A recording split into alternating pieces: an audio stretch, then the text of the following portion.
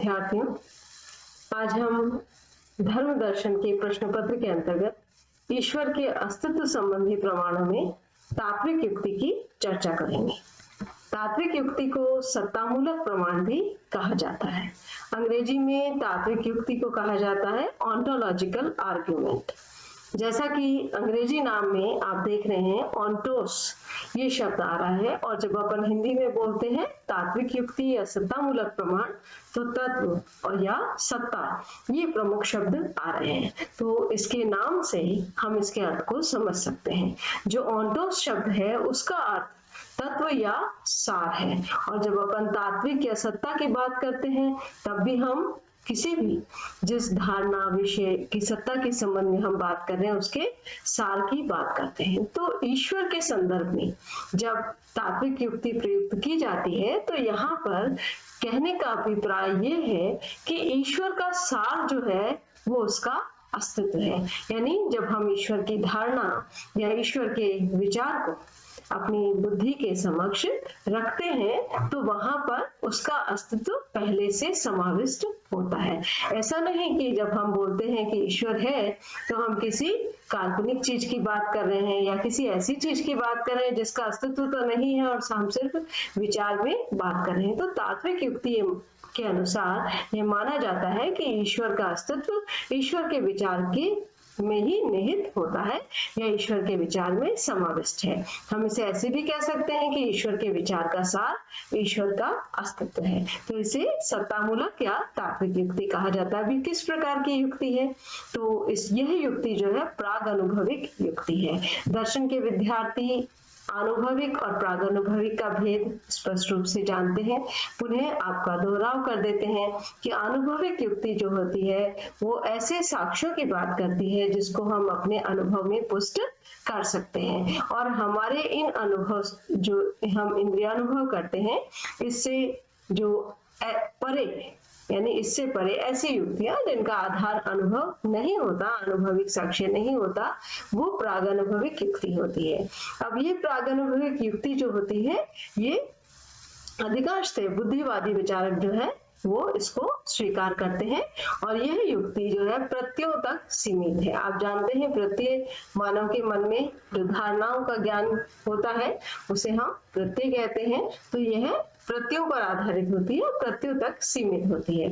इसमें ईश्वर का, जैसे हम कह रहे हैं कि हमारे मन में प्रत्यय होते हैं, धारणाएं होती है, तो जो ईश्वरीय प्रत्यय है उससे ही ईश्वर के अस्तित्व को सिद्ध करने का प्रयास तात्विक युक्ति में किया जाता है।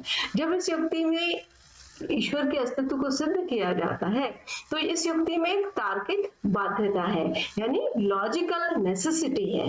यदि हम ईश्वर की बात करते हैं, हम एक पूर्ण सत्ता की बात करते हैं, तो इसका मतलब उसमें ये नेसेसरी है कि वो पूर्ण सत्ता वास्तविक भी है। ऐसा नहीं हम ये कहें कि ये पूर्ण सत्ता है और फिर उसकी वास्तविकता के पहलू पर उपेक्षा करें या उसमें वास्तविकता का निषेध करें, ऐसा नहीं हो सकता। यदि पूर्ण है तो फिर वो वास्तविक भी है, क्योंकि पूर्णता के प्रत्यय में वास्तविकता का प्रत्यय जुड़ा हुआ है। तो ईश्वर का जो अस्तित्व है वो ईश्वर जो पूर्ण सत्ता है उसमें निहित है। और यह युक्ति जो हम तात्विक युक्ति की बात कर रहे हैं, जैसे कि हमने आनुभविक और प्रागनुभविक का जब भेद बताया अभी, तो आपसे कहा कि अनुभविक साक्ष्यों का यहाँ प्रयोग नहीं होता, तो एक तरह से यह युक्ति अनुभव निरपेक्ष युक्ति है।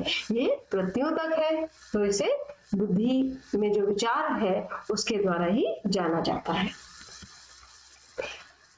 अब जब हम तात्विक युक्ति की बात करते हैं तो हमारे समक्ष यह भी प्रश्न आता है कि किन किन विचारकों ने तात्विक युक्ति का प्रयोग किया है ईश्वर के अस्तित्व को सिद्ध करने के लिए। कौन किस किस प्रकार से तात्विक युक्ति दी गई है? तो बहुत सारे दार्शनिक हैं, पर सब ने इस युक्ति को जो है अपने अलग अलग रूप में प्रस्तुत किया है। जिस दार्शनिक का जैसा विचार है उसके अनुकूल ही उसकी तात्विक युक्ति का भी स्वरूप बना है।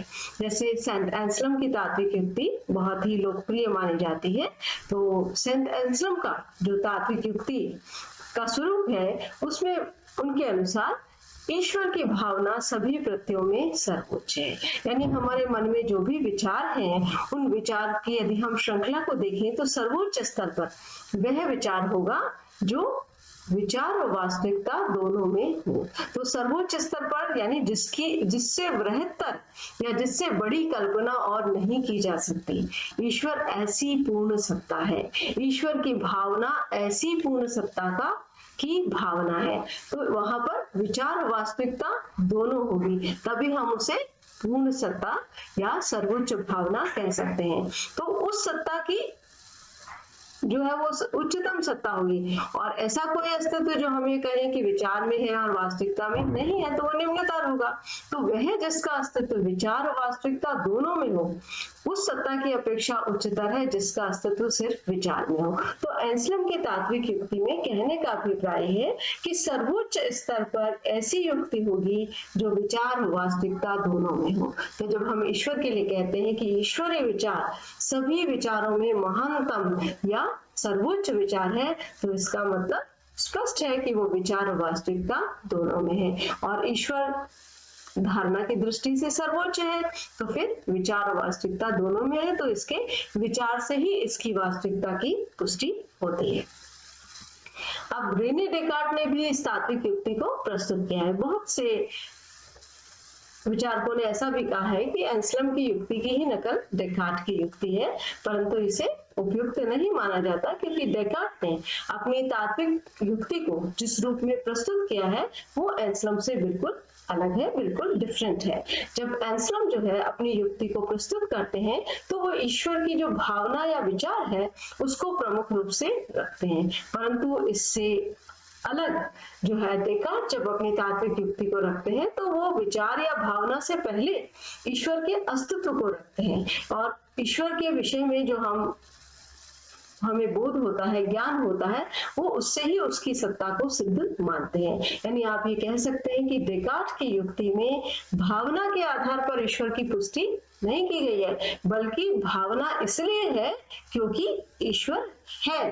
जबकि जब अपन एंसलम की युक्ति की बात करते हैं तो एंसलम जो है भावना की बात कर रहे हैं और कह रहे हैं जो सर्वोच्च भावना है वो ईश्वर की है। तो दोनों जो है प्रत्यय से ईश्वर के अस्तित्व की पुष्टि कर रहे हैं, पर दोनों का ढंग अलग है। एंसलम के विचार में प्रत्यय पर आधारित है, विचार पर आधारित है ईश्वर के अस्तित्व की सिद्धि, जबकि डेकार्ट जो है ईश्वर के अस्तित्व को पहले से मानते हैं और फिर कहते हैं क्योंकि वो है इसलिए उसकी भावना हमारे मन में प्रकट होती है। तो डेकार्ट की जो तात्विक युक्ति है उसके संबंध में महत्वपूर्ण जो आपको जानना है वो ये है कि ईश्वर के विषय में ज्ञान मात्र से उसकी सत्ता सिद्ध होती है, और ईश्वर की पूर्णता में ही निहित है कि उसका अपना अस्तित्व है। यहाँ तात्विक युक्ति में सभी में एक जैसा है कि जो सत्ता पूर्ण है तो उसके साथ उसका अस्तित्व भी होना अनिवार्य है, क्योंकि जब हम ये कहेंगे कि पूर्ण है और कहीं ना कहीं ये बात आएगी कि अस्तित्व है क्या, तो ये तो बड़ी जो है विरोधी बात हो गई कि फिर पूर्ण कैसे होगा यदि अस्तित्व नहीं है। तो यदि अस्तित्व की कमी को माना जाएगा तो वो अपूर्ण हो जाएगा। पर ईश्वर क्या है? ईश्वर पूर्ण है, तो पूर्णता के जो अवधारणा है उसमें उसका अस्तित्व निहित है। तो डेकार्ट ने, चूंकि हमने अभी बात की आपसे कि डेकार्ट जो है ईश्वर के अस्तित्व को प्राथमिक मानता है, तो डेकार्ट ने इस युक्ति को इस रूप में भी प्रस्तुत किया है कि हमारे अंदर मनुष्य के मन में जो एक पूर्ण सत्ता का प्रत्यय है उसका कारण मनुष्य स्वयं नहीं हो सकता, क्योंकि बुद्धि के स्पष्ट नियमों से यदि आप जाने तो पूर्ण का कारण पूर्ण हो सकता है। एक अपूर्ण सत्ता पूर्ण का विचार कैसे पैदा कर सकती है? तो मेरी बुद्धि में जो यानी मनुष्य की बुद्धि में पूर्ण अनंत ईश्वर का विचार है, यानी मुझे स्पष्ट रूप से ये बोध है कि मेरी बुद्धि में पूर्ण अनंत ईश्वर का विचार है। अब इस पूर्ण अनंत ईश्वर का विचार पूर्ण ही होगा, तो यहाँ पर वो कह रहे हैं कि ये जो विचार है ईश्वर का इसका कारण पूर्ण और अनंत सत्ता ही हो सकती है। यानी ईश्वर के विचार का कारण स्वयं ईश्वर ही है, क्योंकि वो पूर्ण है। अपूर्ण सत्ता पूर्ण का कारण नहीं हो सकती, पूर्ण जो सत्ता का विचार है उसका कारण पूर्ण सत्ता ही हो सकती है। तो डेकार्ट जो है अपनी तात्विक युक्ति को इस रूप में प्रस्तुत करते हैं और इस तात्विक युक्ति के सत्ता मूलक प्रमाण के आधार पर ईश्वर के अस्तित्व की पुष्टि करते हैं। एंसलम और डेकार्ट के अतिरिक्त स्पिनोजा, लाइबनिज, हीगल जैसे महान दार्शनिकों ने भी तात्विक युक्ति से ईश्वर के अस्तित्व को पुष्ट करने का प्रयास किया है। आप सभी प्रथम वर्ष में जब पाश्चात्य दर्शन का प्रश्न पत्र पढ़ा होगा तो जानते हैं कि स्पिनोजा जो है ईश्वर की धारणा को एक अनंत द्रव्य की धारणा के रूप में स्वीकार करते हैं। अब उसमें इन्फिनिट एट्रीब्यूट्स हैं, अनंत गुण है, तो उसमें से एक गुण अस्तित्व भी है। वो जो पूर्ण सर्वोच्च स्वयंभू अपना कारण स्वयं स्वनिहित ऐसी सत्ता है, तो उसके अनंत गुणों में एक गुण स्पिनोजा जो है अस्तित्व को भी मानते हैं। तो एक तरह से यहाँ पर हम देख रहे हैं कि ईश्वर के प्रत्यय से ही उसके अस्तित्व की भी पुष्टि स्पिनोजा मानते हैं।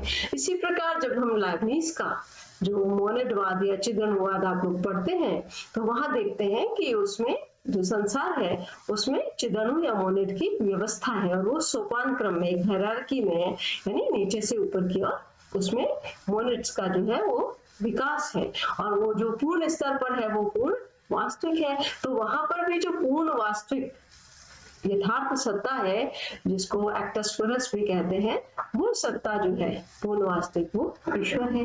तो लाइबनिज ने भी पूर्ण वास्तविकता के रूप में यथार्थ सत्ता के रूप में ईश्वर को माना है। इसी तरह से हीगल भी जो है वो जब इस तात्विक युक्ति की लोगों ने आलोचना भी की तो वहां पर हीगल जो है वो अपनी युक्ति को प्रस्तुत करते हुए कहते हैं कि बाकी चीजों से जो है विचार से अस्तित्व का बोध नहीं होता, पर सामान्य जो वस्तुएं हैं और ईश्वर जो है जो सर्वोच्च सत्ता है दोनों में भेद है। ईश्वर के विचार में ही उसका अस्तित्व भी निहित है। तो इस तरह से जो ये तात्विक युक्ति या सत्तामूलक प्रमाण या ऑन्टोलॉजिकल आर्ग्यूमेंट जिसे हम कहते हैं, इसे विभिन्न दार्शनिकों ने अपने अपने प्रकार से प्रस्तुत किया है। और इसकी मूल बात जो आपको मतलब याद रखनी चाहिए वो ये है कि यहाँ पर हम ईश्वर के प्रत्यय से ही उसके अस्तित्व की पुष्टि को स्वीकार करते हैं और यह युक्ति जो है किसी प्रकार के अनुभविक साक्ष्य पर आधारित नहीं है बल्कि जो है अनुभव निरपेक्ष युक्ति है, इसलिए इसे प्राग अनुभविक या ए प्रायरी आर्ग्यूमेंट कहा जाता है। अब यदि हम इसकी समीक्षा करें इस तात्विक युक्ति की, क्या हम इसका तार्किक विवेचन करें या तार्किक समीक्षा करें तो क्या ये उपयुक्त है, तो यहाँ पर जो है बहुत से आलोचकों ने इस पर आपत्ति जताई है और गोनेलो ने जो है प्रमुख रूप से इसकी आपत्ति को रखा, इस आपत्ति को सामने रखा और इसे कांट ने भी स्वीकार किया कि विचार से वस्तु की सत्ता सिद्ध नहीं की जा सकती। यहाँ पर इस तरह के उदाहरण भी आप जब पुस्तक में से पढ़ेंगे तो देखेंगे कि गोनेलो ने माना कि हम एक ऐसे पूर्ण कोई ऐसा प्रायद्वीप है उसकी कल्पना कर ली कि वहां पर किसी भी प्रकार की कमी नहीं है और हमने विचार में कल्पना कर ली, तो विचार से उसका होना तो वास्तविक नहीं हो जाता।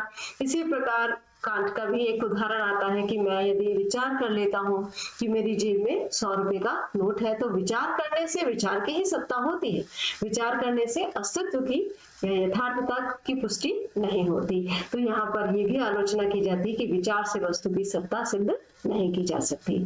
और जो तात्विक युक्ति के समर्थक हैं वो इस संबंध में प्रत्युत्तर यही देते हैं, जैसे कि अभी हमने हेगल के संबंध में जाना कि ईश्वर का विचार अन्य वस्तुओं के विचार से भिन्न है।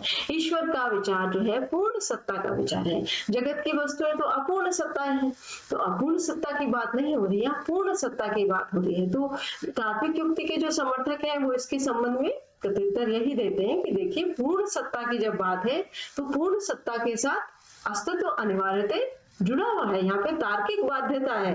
आप किसी सत्ता को पूर्ण कहें और ये कहें अस्तित्व नहीं है तो ये तो बड़ी व्याघाती बात होगी, क्योंकि उसको हम फिर पूर्ण कह ही नहीं सकते, फिर हम उसको अपूर्ण कहेंगे क्योंकि ये कमी हो गई ना कि उसकी सत्ता नहीं है। इसलिए पूर्ण सत्ता के साथ उसका अस्तित्व जो है वो समाविष्ट है, तो पूर्ण सत्ता तो वास्तविक और यथार्थ सत्ता को ही कहा जाएगा।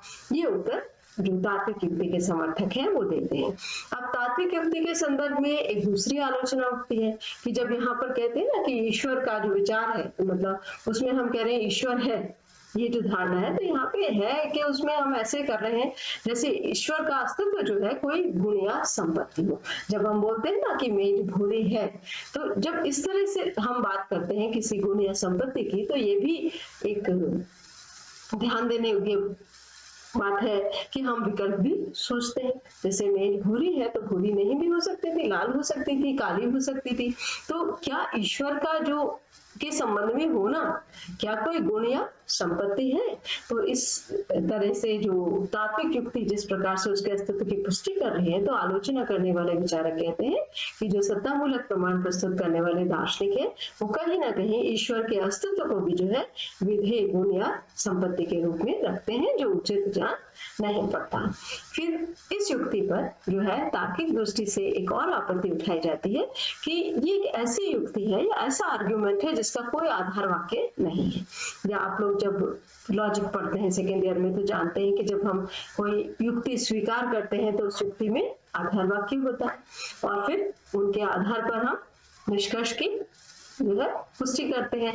पर यहाँ पर तो आधार वाक्य को पहले से ही स्वीकार कर लिया गया है, यानी ईश्वर का अस्तित्व है और हम ईश्वर के फिर होने की पुष्टि कर रहे हैं। तो इसके संबंध में भी ये आलोचना की जाती है कि इसमें तो आत्माश्रय दोष है, पिटिशो प्रिंसिपिया जिसे कहते हैं कि यहाँ निष्कर्ष को पहले ही स्वीकार कर लिया गया, तो कुछ नया तो हमने सिद्ध किया ही नहीं है। तो ये आपत्ति भी तात्विक युक्ति पर की जाती है। इसके साथ ही तात्विक युक्ति के संबंध में ये भी कहा जाता है कि बड़ी असंगत और कमजोर युक्ति है, क्योंकि यदि हम देखें तो अभी हमने चर्चा की कि एंसलम की युक्ति डेकार्ट से अलग है, डेकार्ट की युक्ति, स्पिनोजा, लाइब्निज, इनकी युक्तियां, तो सबका अपनी इस युक्ति को प्रेजेंट करने का या प्रस्तुत करने का अपना अपना ढंग है। तो यहाँ पर ये भी इसकी एक कमजोर पक्ष बताया जाता है कि व्यक्ति विशेष की दार्शनिक विचारधारा पर भी अवलंबित है। तो ये इसके जो है जब हम समीक्षा करते हैं तो 4 कमजोर पक्ष दिखाई देते हैं। परंतु यदि हम तात्विक युक्ति की इस रूप में बात करें कि धर्म दर्शन में इसका क्या महत्व है, तो बहुत से विचारकों ने माना है कि नहीं, तात्विक युक्ति जो है वो परंपरागत युक्तियों में सबसे प्रमुख और आधार युक्ति है, क्योंकि बाद की जो हम अनुभविक साक्ष्य के आधार पर या अनुभविक युक्तियां देते हैं तो उनका आधार भी कहीं ना कहीं तात्विक युक्ति है। यानी हम जो है ईश्वर के प्रति किसी भी अनुभविक साक्ष्य से पुष्ट नहीं कर सकते। ईश्वर का विचार जो है वो अपने आप में उसके अस्तित्व को सिद्ध करने के लिए जो है पर्याप्त है। और दार्शनिकों का ये भी मानना है कि मनुष्य का मन ऐसा है जहां वो ईश्वर को विचारे बिना या ईश्वर को स्वीकारे बिना नहीं रह सकता। तो ईश्वर की जो भावना है उसके साथ ही उसकी यथार्थता, उसके अस्तित्व की भी पुष्टि हो जाती है। तो इस तरह से तात्विक युक्ति बड़ी ईश्वर के अस्तित्व के संबंध में बड़ा महत्वपूर्ण प्रमाण है। और आपके लिए जो अभ्यास प्रश्न है आज का वो यही है कि ईश्वर के अस्तित्व संबंधी तात्विक या सतर्कमूलक प्रमाण को समझाइए। ये एक लंबा निबंधात्मक प्रश्न है जो आपके प्रश्न पत्र में आ सकता है, या तो आपको 75 शब्द में तात्विक युक्ति जो आरंभिक 2 स्लाइड्स थी उसके आधार पर आप उस उत्तर को तैयार कर सकते हैं, छोटे में आ सकता है, अन्यथा ये लंबे जो है प्रश्न या निबंधात्मक प्रश्न के रूप में भी संभावित है। धन्यवाद।